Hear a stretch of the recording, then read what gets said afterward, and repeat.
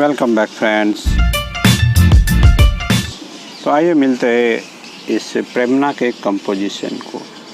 बड़ा यूनिक तरीके से मैंने कंपोजिशन किया है।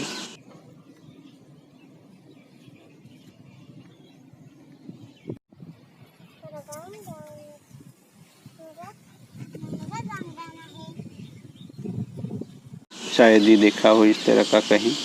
तो हम यहाँ कर रहे हैं दोस्तों आर्ट में आत्मनिर्भरता की। तो हमें खुद ही सीखना है दोस्तों, हमारे यहाँ से सीखने को मिले तो अच्छा है। तो ये सिंपल सा रॉक लिया और उसको थोड़ा बहुत स्लॉट बनाया था और उसमें मैंने इस प्रेमना को एयर लेयरिंग से लिया हुआ प्लांट था और धीरे धीरे मोटा होगा और इसी तरह ये उसको जकड़े रखेगा और यहाँ उसकी कैनोपी बन जाएगी।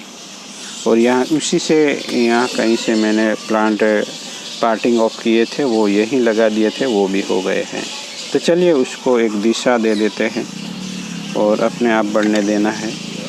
और उसको हम थोड़ा डिफोलेशन करके वायरिंग करके थोड़ा प्लेस करते हैं ब्रांचों को। यहाँ दोनों एक जैसी ही ब्रांच है तो यहाँ से एंकरिंग करेंगे तो मुश्किल में पड़ सकते हैं। तो इसके लिए कुछ ना कुछ जुगाड़ चाहिए दोस्तों। तो जुगाड़ के लिए हम यहाँ से कर सकते हैं, पर ये चिपकाया हुआ है तो हम इस पोर्ट को ही होल कर देते पोर्ट में। अगर पोर्ट सिरामिक का है तो क्या करें, तो स्टोन से कर सकते हैं। स्टोन को यहाँ हम हमारे मैजिक मिक्सचर से वायर को चिपका सकते हैं तो भी हम बड़े अच्छे से एंकरिंग कर सकते हैं। तो ये हो गया एंकरिंग और यहाँ से हमें वायरिंग कर लेना है। एक दूसरे से कर सकते थे बट ये एक जैसी ही ब्रांच है तो इतनी अच्छे से स्टेबल नहीं हो पाती। अब जो इसमें वायरिंग की है उस ब्रांच की स्टेबिलिटी बढ़ जाती है। तो दूसरी बार जब हम वायरिंग करते हैं तो इसी ब्रांच के साथ हम एंकर कर सकते हैं। और वायर एक ही बार यूज़ करना ऐसा नहीं है, दूसरी बार इस्तेमाल कर सकते हैं बड़े आसानी से। ये इजीली सीधा हो जाता है और इससे बचा हुए वायर को हम यहाँ कर लेते हैं।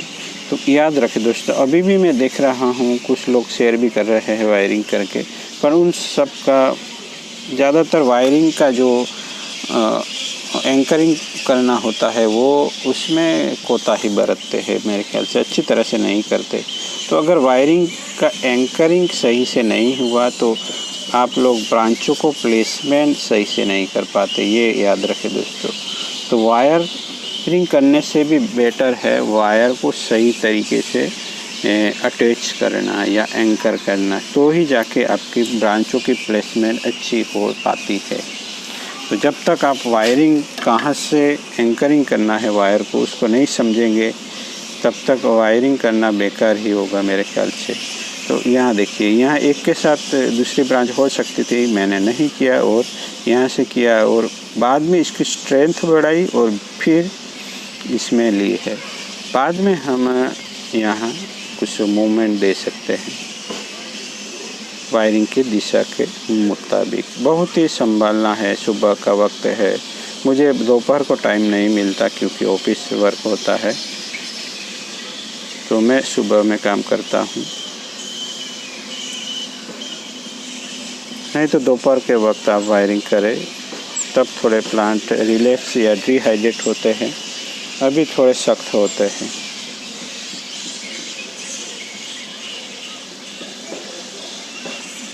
तो आपकी मर्ज़ी के हिसाब से हमें कुछ भी करके, ये बहुत ही प्राइमरी शेप है, फाइनल शेप में तो ये रहेगी या नहीं इसका कुछ अंश ही बचेगा। हमें यहाँ के बाद जो डेवलपमेंट होगा उसको रखना है।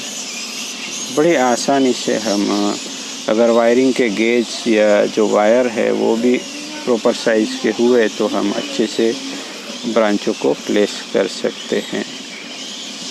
तो बस अब यहाँ ग्रोथ हो उसी की देरी है, उसको मैं पिंच भी कर लेता हूँ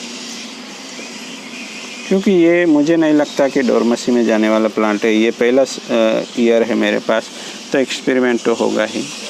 तो यहाँ दूसरे प्लांट इसी में से ग्रो हुए हैं, उसको भी मैं वायरिंग कर लेता। वायरिंग तो कर ही ली है, उसको थोड़ा मूवमेंट चाहिए वो दे देते हैं। तो अगर अभी से हम मूवमेंट करते हैं प्लांट में तो बढ़िया होता है। अगर आपके पास थोड़ी ज़मीन वगैरह है तो उस जगह है आपके पास, तो उस जगह पे इसे प्लांट को लगा देने से ये प्लांट बहुत ही बढ़िया तरीके से बढ़ता है, यानी 10 गुना से भी ज़्यादा ये ग्रोथ दिखाता है। इसको भी हम वायरिंग कर लेंगे। तो आप कितनी भी साइज़ क्यों ना हो प्लांट की आप काम कर सकते हैं दोस्तों। आपको मैच्योर प्लांट मिलते तो भी बढ़िया है, नहीं मिलते तो छोटे से कटिंग से भी स्टार्ट कर दिया तो भी हो जाता है। मैंने कितने ही प्लांट बहुत ही छोटे से कटिंग से किए थे और आज जाके वो बहुत ही बढ़िया डेवलप हुए हैं। तो ऐसा नहीं है दोस्तों। तो इस आर्ट में भी हमें आत्मनिर्भर रहना है मेरे ख्याल से तो, और ख़ुद ही कोशिश करनी है कहीं से भी सीख के, तो आप बहुत ही जल्दी प्रोग्रेस कर पाएंगे। तो चलिए दोस्तों, मिलते हैं एक नए टॉपिक के साथ। Thank you for watching.